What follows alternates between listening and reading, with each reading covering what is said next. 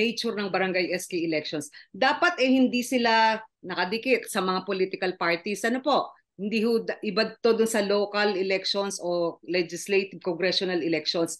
Pero yun yung nasa tsorya. Sa praktika po, parang alam naman ng mga tao, ng mga bata-bata, nila congressman, nila mayor, yung mga barangay captains natin pagka dating ng eleksyon. Paano ho yun masisiguro na independent o hindi partisan itong barangay SK candidates natin?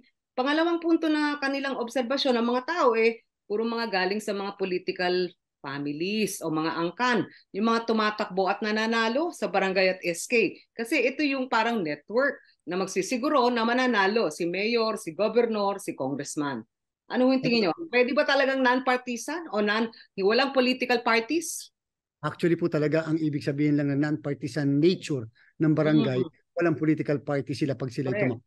Pero yung pakialam ng mga ibang politiko, lalo na mula sa LGU, magmula sa national, yan po isang bagay na hanggang ngayon ay isang gray area po yan, loophole po talaga yan. Sapagkat pwede ma-set up kasi na depensa ng mga taong yan na ay kahit na namumulitika ako, hindi naman ako prohibited sapagkat hanggat walang partido yung mismong kandidato na yan. Yan, aaminin ko po, gray area yan. Sapagkat nga po, yung ating election code ay 1985 pa. Hindi pa nababago hanggang sa kasalukuyan. So, okay.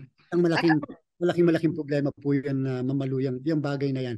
At siyempre, sila rin mismo, yung mga ibang politiko, sila nagbibigay din ng suporta, sila nagbibigay ng financial support. Kaya lang, sana tatandaan ng lahat na may tinatawag po na conspiracy to commit the crime of vote buying. Ibig sabihin, kung matetrace siya, biglang magsalita, edi galing po kay congressman, galing kay mayor yan, o di ibig sabihin, damay po kayo doon sa pamimili ng boto dahil sa inyo pala galing yung pondo. So medyo iiwas din po tayo sana sa mga ganun dahil sa marespeto na lang natin na yung non-partisan nature. Yung non-partisan hindi lang dapat talaga tungkol sa pagkakaroon ng political party or not. Pero ito ay dapat talaga ay hindi nahahawakan o napapakialman ng kahit na sino.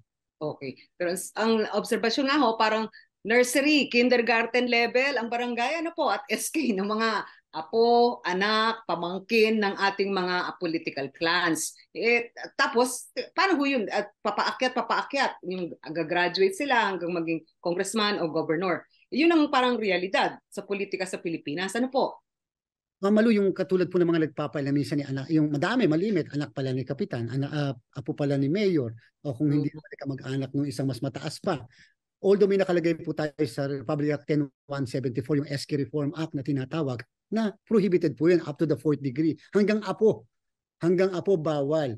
Ang problem lang, yung pong local COMELEC na nagtatanggap ng mga certificates of candidacy Mamalu ay hindi pwede mag-refuse kahit alam niyang anak ni mayor yan o kahit na alam niyang apo ni kapitan yan. Sapagkat yung pagpapile po ng candidacy sa bagay na yan ay ministerial duty po namin tatanggapin.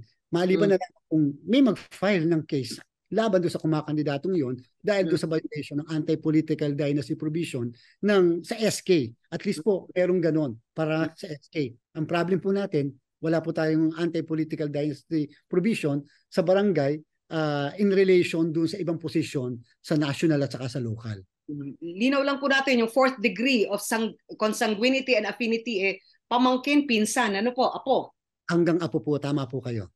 Okay. So kung merong mga ganong kumandidato at napansin doon sa ating mga barangay, magsuplong lang. Ano po? Magsabi lang na dapat yata disqualified o hindi tumakbo.